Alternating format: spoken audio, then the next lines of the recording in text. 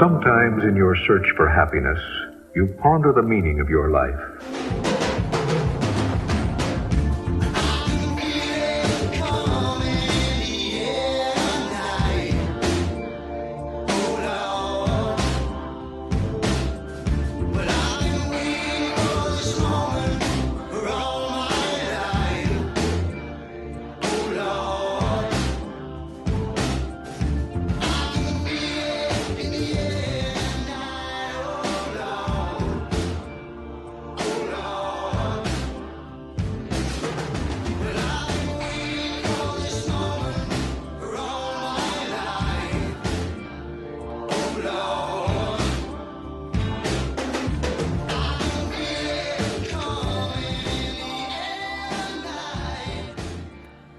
All right, welcome back to the History of Being Human podcast. I'm the host, Noel Armstrong.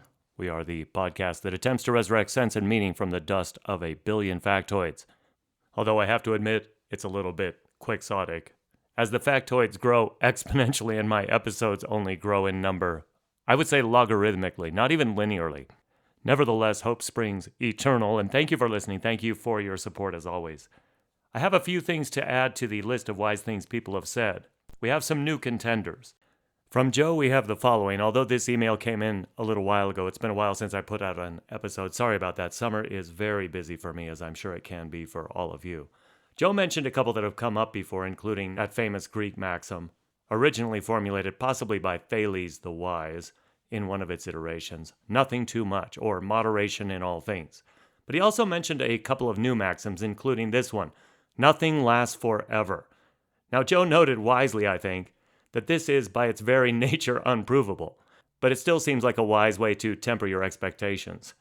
And then Joe mentioned the immortal words of the sophist Protagoras, which we will of course go into a long-form discussion about. Protagoras said, quote, "Man is the measure of all things," end quote. That's a phrase that can sound, I think, a little arrogant when you say man is the measure of all things, like we're failing to acknowledge the very severe limits of human understanding.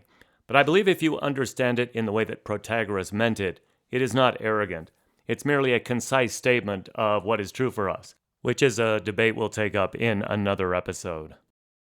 Now also from Thomas in Oxford, we have the following wise statement. Not everything that counts can be counted, and not everything that can be counted counts. Attributed to Einstein. Einstein obviously knew his set theory when he framed this comment. So thank you, Thomas. That's a very wise statement. Einstein was a very smart man. But that statement, I don't think it rises to the level of universal wisdom.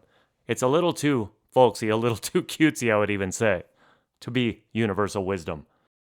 And of course, Thomas knows that I am ribbing him, if any of you think I'm being overly harsh. Let's return to the topic of the pre-Socratics, the first Western philosophers in the classic sense. Again, we're in the archaic age of ancient Greece. Rising from the Dark Ages, the time of the polis, the choros, those sculptures that look very Egyptian that we talked about in a previous episode. Also the first stirrings of democracy. We're going to finish our survey today of the Milesian school. The Milesian school, you remember, is the group of pre-Socratics that lived in Miletus, the important rich trading city in the Ionian League of Western Anatolia in the 6th century BCE, a school that began with Thales the Wise, the original philosopher, continued through his pupil or friend or contemporary Anaximander, and finished up with today's spotlight figure, who is Anaximenes. Anaximenes was born in Miletus around 586 BC, so he was about 35 years younger than Thales, and about 25 years younger than Anaximander. He lived about 60 years, dying in around 526 BCE, so 20 years longer than Thales and Anaximander, who died almost the same year. None of his work, none of Anaximenes' work remains today. So we're at the mercy of what later writers such as Aristotle said about his work to decipher who he was and what he taught. And so the fact is, aside from a few bullet points, you never really know how accurately they are portraying the thoughts of Anaximenes and the teachings of Anaximenes. According to Diogenes Laertius is a famous biographer of philosophers, but he lived in the 3rd century CE, 600 or 700 years after Anaximenes died. Diogenes Laertius says that, quote, he wrote in the pure, unmixed Ionian dialect, and he lived according to the statements of Apollodorus in the 63rd Olympiad, about the time of the taking of Sardis. Now we know that that was in 546 BCE. So around the time that Thales and Anaximander died, Anaximenes was at his most productive, at the height of his reputation and influence. And the taking of Sardis would have been a very big deal in the life of any Milesian, which means that Anaximenes would have been at his height during a time of great upheaval. What happened at the taking of Sardis, 546 BCE, is that Cyrus the Great besieged the capital city of King Croesus, the fabulously wealthy Lydian king. King Croesus, the year before, had consulted the oracle at Delphi, who everybody thought was totally accurate, and received an ambiguous message about successes he would have if he attacked Cyrus the Great. Everything went terribly wrong for him, though. He lost badly there, and then Cyrus the Great pursued King Croesus into Lydia and captured his capital city, and the fate of King Croesus remains a mystery to this very day. But let's go back to Anaximenes. By all accounts, Anaximenes was the pupil, the student of Anaximander, who was the pupil of Thales. And like any good student, Anaximenes was not just mindlessly absorbing and regurgitating what his teacher said. He did not diverge from the Milesian school too drastically. Remember, the hallmark of the Milesian school was the search for the arche, the original principle, the fundamental basis or material cause of all things. Kind of a unity beyond all the variation that we see around us. And to Thales, as we said, that was water. And as we said before, Anaximander rejected this, saying that no one particular element could be the arche, because, as he said, the arche had to be infinite, had to be boundless. And if it were one particular element, then it would long since have overwhelmed all of the other elements. So if water was the arche, there would be no more fire, there would be no more earth, there would be no more air. Water, being infinite, would have long since overwhelmed the other elements. So it's a strange argument. He also argued that no one thing, no particular element could give rise to its opposite. Water, being cold and wet, could not give rise to fire, which is hot and dry. So Anaximander proposed the apeiron, the boundless, the without limit, as the arche. This brings us to Anaximenes. Anaximenes was a Milesian, and you can't be a Milesian without an arche. And this is where our intro music of Phil Collins comes in, because for Anaximenes, the arche was air. Air was the original principle. Now you might say, and you wouldn't be wrong altogether, this seems a little regressive. After all, Anaximander had already pointed out the difficulties of having the arche be any one particular element. Anaximander, in essence, had already gone from the physical to the metaphysical, and here is Anaximenes regressing back to a simple physical explanation for everything that exists. And frankly, if you're going to go back to some observable element, why air? Why not water? Why not earth? Why not fire? If they all just change one into the other, why couldn't it be any single one of them? I think that's a fair question we could ask of Anaximenes. And his return to a simple element is exactly the reason that some people have considered Anaximenes less important in the development of philosophy. But let me say this, in his own time, he was considered a more important philosopher than Anaximander. There had to be something to what Anaximenes was proposing that resonated with people. This is what I think it is. I believe Anaximenes was trying to hold on to the best parts of both theories, the theories of Thales and that of Anaximander, and form a synthesis, something that answered the objections to those theories. This is a Hegelian concept, the idea of thesis, antithesis, and then a synthesis between the thesis and antithesis, and I believe that synthesis is what Anaximenes was proposing. It's not that he didn't recognize the objections to water that Anaximander had proposed. Instead of ignoring those arguments, he wanted to address them, and that's how he arrived at air. Not only did Anaximenes believe that air would avoid the objections proposed by Anaximander to water, he also believed that from air as an arche, he could construct a reasonable explanation of how the various changes occurred, how air could become fire, or earth, or moisture. And so I'll explain that a little further. In my opinion, Anaximenes should be remembered for three things, three moves he made, if you will. First, he argued for an observable material archy. Secondly, he proposed a mechanism by which his archy assumed its various states, and thereby gave rise to everything in his explanation.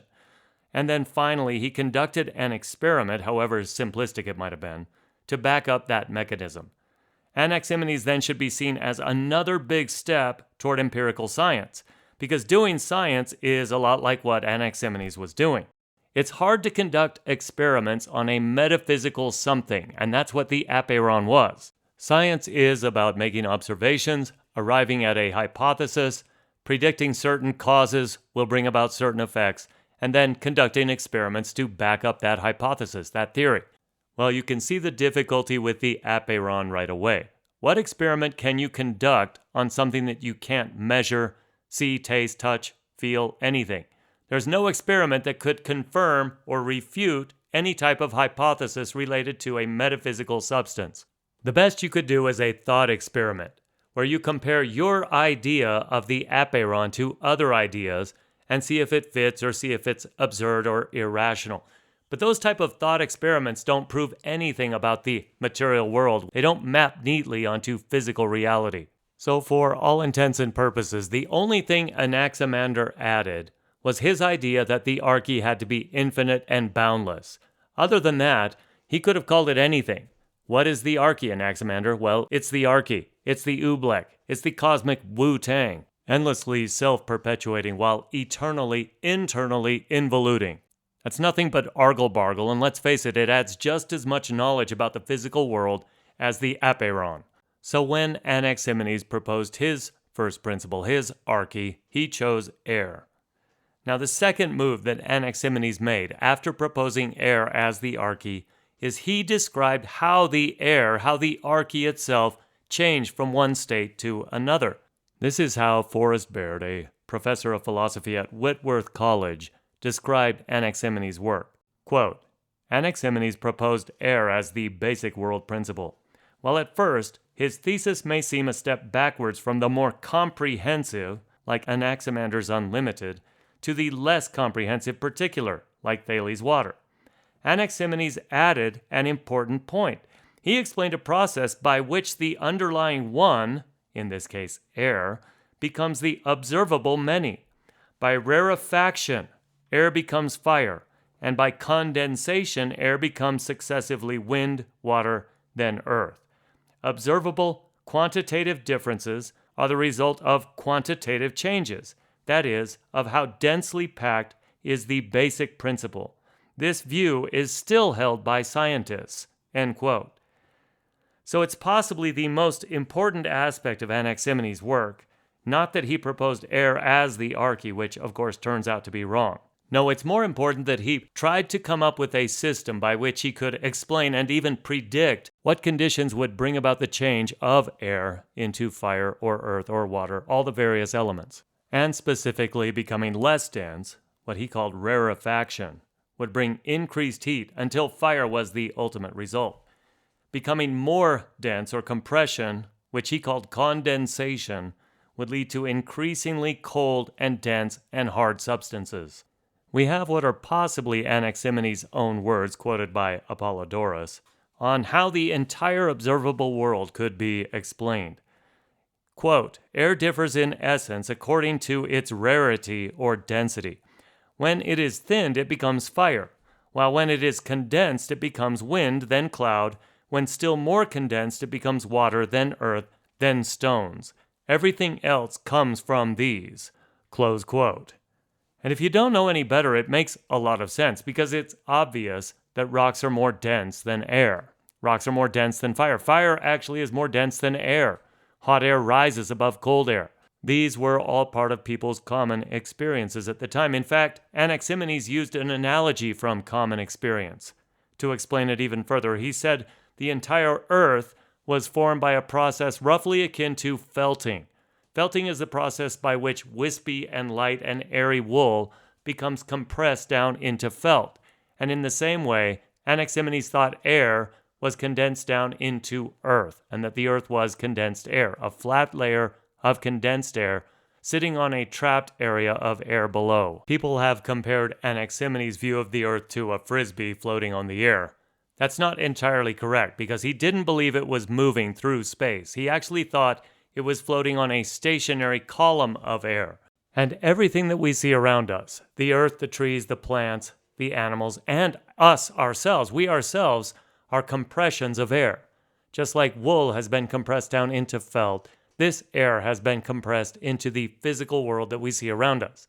Anaximenes also thought that he could explain the origin of heavenly bodies through these same principles. He believed that they were evaporations from the highly condensed earth.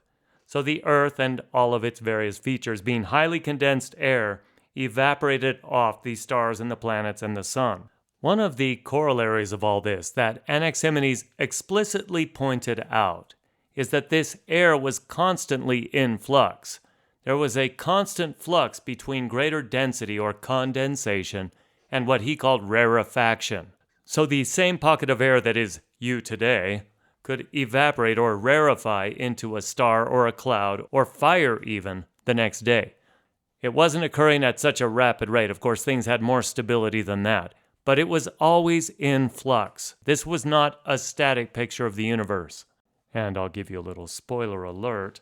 The philosophical debate of change versus stasis, whether things actually change or just appear to change, will become a hot-button issue. It won't just become a topic of debate, it will be the topic of debate for many of the pre-Socratics after Anaximenes. Some of the greatest thought experiments and paradoxes in the history of philosophy will come out of that debate. So far we have covered two of Anaximenes' moves, things that made him important in the history of philosophy. The first was proposing air as the arche, the first principle. The second was proposing a mechanism whereby air could actually change into the many different manifestations of physical reality. So that's quite a bit. But Anaximenes is not done. He has one more move. And are you ready for this? A scientific experiment to back up his proposed mechanism. Now look, I have a hard time believing that this is the first time anybody had proposed a physical demonstration to prove their belief system. But Anaximenes is credited with this, and as light and as weak and as little evidentiary value as it seems to have to us, it has stood the test of time. This little experiment of Anaximenes has lasted over 2,500 years. And yes, dear listener, this is an experiment you can conduct right in the comfort of your own bed or chair or wherever you find yourself. This is it. When you open wide and breathe onto your hand, i.e. if the air is rarefied, if it is less condensed, if it is expanded, you will notice that the air that comes out of your mouth is hot. Whereas when you purse your lips to condense the air you blow, the air becomes, well, you got it, it becomes cold and moist. So there you go, QED skeptics. Anaximenes was right the whole time. Now never mind that conclusion is 180 degrees from the truth. It is when air becomes condensed that it gets warmer, not colder. It's actually expanding air that gets colder. That's the principle behind your refrigerator and AC. So never mind that he was totally wrong. The point is, Anaximenes conducted an experiment to back up his physics theory.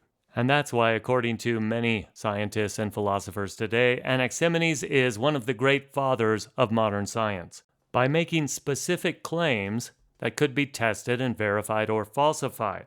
And by making these claims, not about something metaphysical like the apeiron, but about physical things that could actually be observed, Anaximenes was groundbreaking. This is how Professor Daniel Graham, one of the leading experts of archaic and classical Greek philosophy, and frankly, I have a personal story to tell about Professor Graham. I might tell you sometime, depends on the mood I'm in. Anyway, this is how Professor Daniel Graham describes the work of Anaximenes.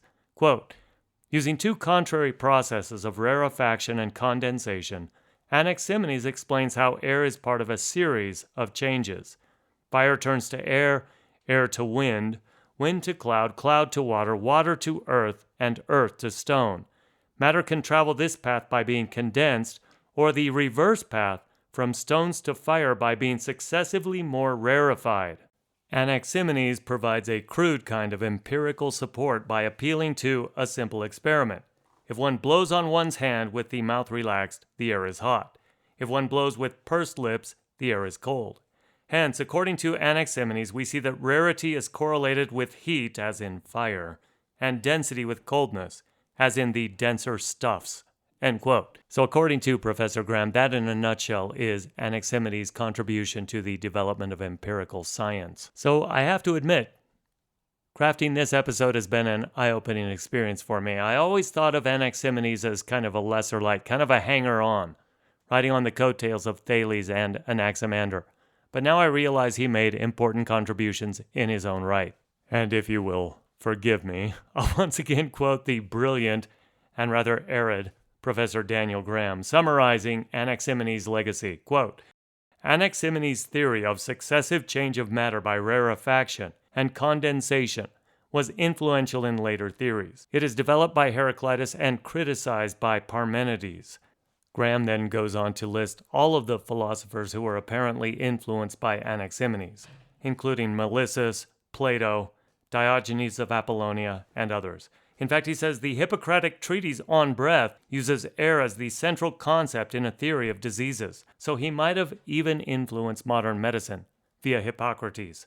Graham then ends by saying this, by providing a cosmological account with a theory of change, Anaximenes separated them from the realm of mere speculation and made them, at least in conception, scientific theories capable of testing. End quote. So you can see why many describe Anaximenes as one of the fathers of modern science. It seems to me that whenever you're talking about any philosopher, you have to say they're the father or mother of something. Thales is the father of Western philosophy. Anaximander is the father of cosmology and astronomy.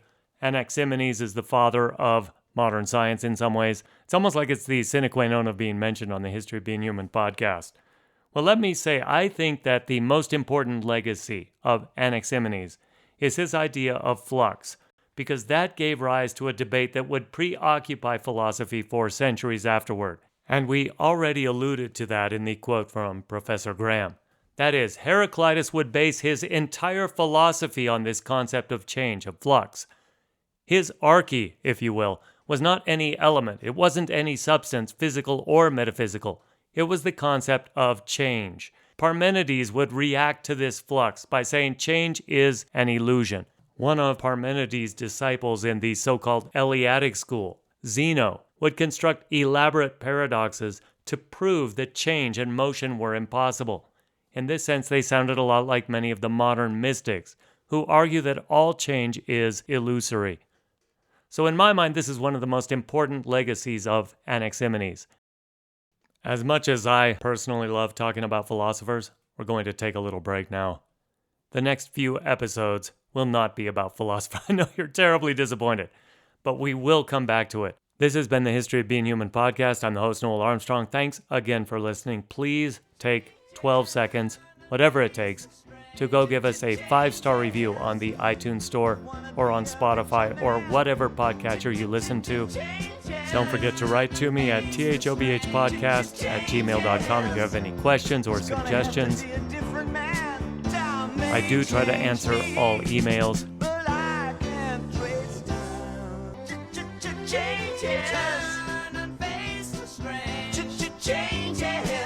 Don't tell them to grow up.